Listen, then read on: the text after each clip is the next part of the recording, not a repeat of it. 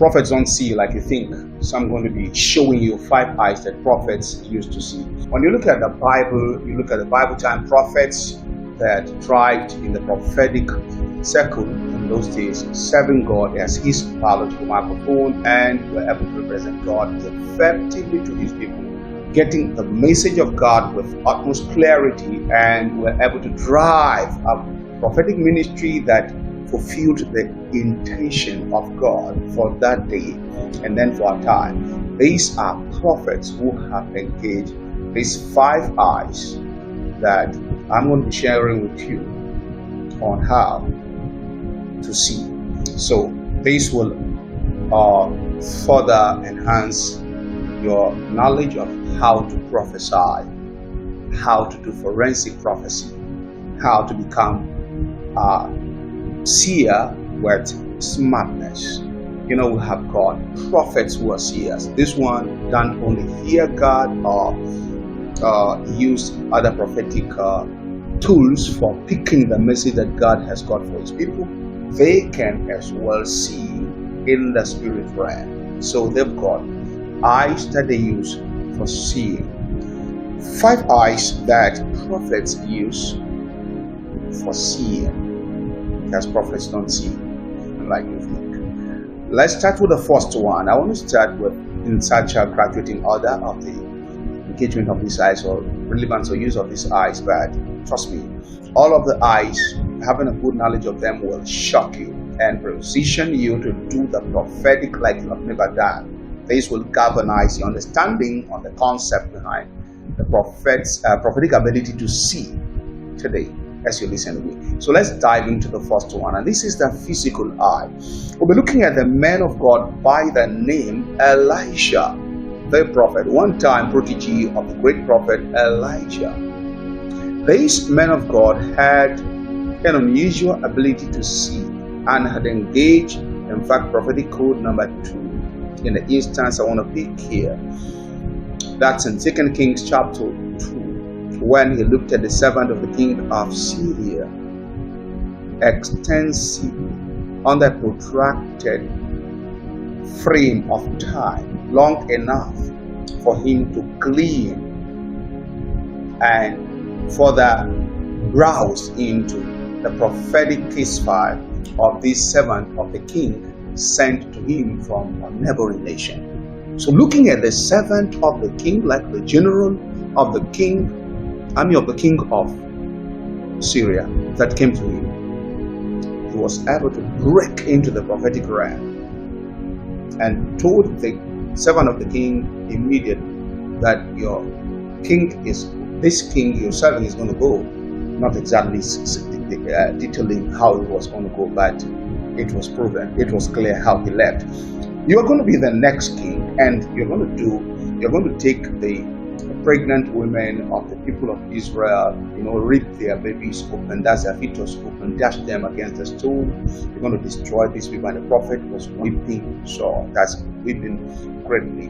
And the prophecy was actually fulfilled. Now, it started with looking, staring at the servant of this king. So it started with engaging his physical eyes. When prophets look at you with their physical eyes, what they pick is different from what you think, and that will boil down to these prophets' understanding and revelation of how the prophetic realm connects or relates with the physical eyes, and then how the physical eyes takes you as a seer or a prophet to that realm. Let's move to point number 2, and this one will be the spiritual eyes. We're looking at the servant of God here by the name Ezekiel, the prophet. Yes. When you look at Ezekiel in chapter 37, let me pick it from there. Several other instances, occasions, he engaged spiritual eyes, but here this he said, I was in the spirit on the Lord's day, or I was rather carried out in the spirit of the Lord. Can you see? And then I saw. That's Ezekiel chapter 37 from verse number 1. And then he began to describe what he saw. So this entirely was based on the engagement of the eyes of the spirit. So he got the physical eyes like Elisha the prophet, and then the spiritual eyes like Elisha. The difference here is that you are not engaging the physical eyes to see it. You are entirely engaging the spiritual eyes to see it. This was what is here. So have you had your spiritual eyes in the readiness to be able to see with such profound clarity as we had with Ezekiel? If that is in place, then you will be a great seer. So you see, the tap into this eye and then the next eye. Let's move to the third eye that prophets engage in seeing things in the prophetic realm, and this one is called the eye of the mind. We're looking at the prophet Elisha again. I did that on a deliberate note. Elisha, in dealing with his servant or his protege then by the name Gehazi, in 2 Kings chapter 5, when Naaman came and was healed upon prophetic instructions given by the prophet Elisha to the captain of the Syrian army by the name Naaman. The man went to the Jordan River, bathed, that is, submerged himself or dipped himself in that river for 7 times, got healed according to the words of the prophet Elisha. That's not it yet. When he came and gave Elisha the presents that they brought to Elisha, Elisha declined. But Gehazi went after the man Naaman and told him that, suddenly a guest came and met the master, the prophet, and he sent me to you to get ABC. And then the man came off his horse and then gave to him remnants of clothes, gold, silver, everything that he had need of, and he came back. When the prophet asked his servant by the name Gehazi, Gehazi said, "Your servant went nowhere, haven't he?" But Elisha said, "Went not my mind with you? Went not I out with you when the man turned from his house to give you ABC?" Can you see now? The prophet was engaging his mind to see. I do that so I can tell you what it means. It has to do with the revelation of the use of the subconscious mind found somewhere in the parietal or occipital lobe in the brain, where things are loaded into, computed, programmed into previous memories, from which the Spirit of God can now fetch and begin to give us paint out an entire story that we are not part of, but we have fragments of information or patches that can be built into the information needed to detail the prophetic case standing in front of us, because we just have to, as prophets, be able to decode through seeing, particularly as a seer, the case in front of us. So I don't have to be there. I just have to engage the eye of my mind. So it will look somewhat like I was there, but I just watched a movie of everything that happened there, created for me.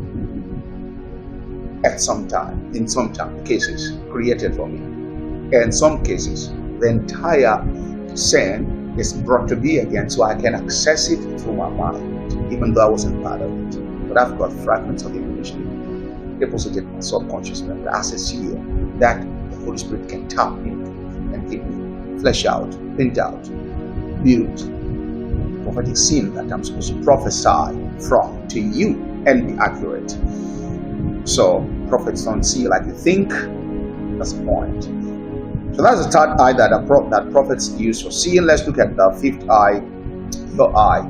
Let's think of the man Joshua. Not many people are aware that the man Joshua was prophetic, but if you look at his work, he was actually prophetic. God spoke to him personally on the issue of you will be crossing over this Jordan in 3 days from now.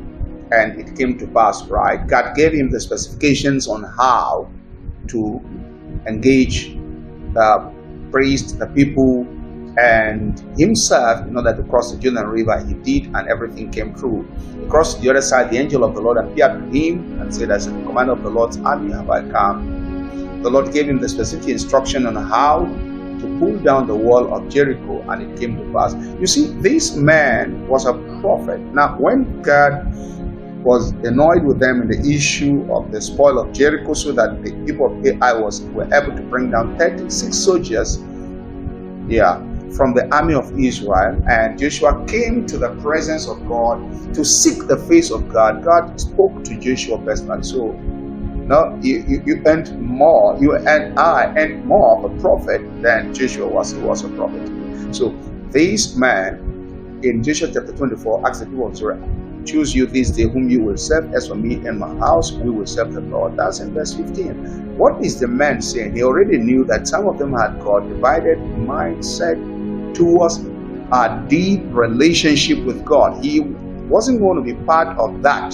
Demanded they make a firm decision today and renew their covenant, in that instance in Shechem. So you need to be able to engage their eyes to see. There are occasions when I'm prophesying to you, I'm looking through your own eyes. That's what I'm trying to say. I'm looking through your eyes to prophesy to you. What you had seen before, I had not seen it. I should be able to hack into that realm in the spirit, prophetic realm, where I'm able to hack into what your eyes have seen, stored in the memory, in your own personal memory, subconscious memory, okay? And then I am able to narrate what you've seen as if I was there, and even tell you something that happened there, tell you of something that happened there that you weren't even aware of anywhere before that saying. That's the secret of the prophetic. Finally, we have God's eyes. That's point. Eye number 5 that prophets use for seeing is God's eye. Let's look at Habakkuk the prophet in chapter 2. He said, I will stand upon my watch. Now I will watch to see what he will say and what I will answer. Can you see that? He was going to be upon his watch physically, upon his tower, to watch from the watchtower. He was waiting to see what God was saying. Can you see that? He was going to the watchtower, but he was going to watch to see what God was saying. And what God was going to be saying was going to be coming from God's eyes. So if he comes from that place and prophesies to you, he is definitely going to be prophesying from what God saw and revealed to him, disclosed to him, because his seeing this time was going to be informed by what God will say. He said, I will see what he will say. Can you see? So the seer here is God. I'm going to be able to see what he sees because of what he said. That's what Habakkuk said there. So prophets see through the eyes of God. These are 5 eyes that prophets use for seeing. Let me stop here because there are other depths that we can go in this session to take your prophetic walk to a deeper depth, so you begin to hack into the prophetic like nobody's business. Sign up for my certificate course in forensic prophecy for the Charlotte School of Seers, entirely online. We are mentor prophets from around the world to prophesy like they've never done before. And I have other courses where you sign up in the Charlotte School of Seers on the prophetic micro-forensic prophecy, ultra-forensic prophecy. All these positions you to do some crazy prophetic exploits. I mean, prophesying at forensic level, people level, testimonies abound from around the world. Sign up now, pick the WhatsApp contact right in front of you on the screen here, and chat us on WhatsApp. Sign up. Don't forget, like this video, subscribe to my channel, comment in the comment section here. Tell me how videos affected you, and share to bless somebody. See you in Charlotte School of Seers.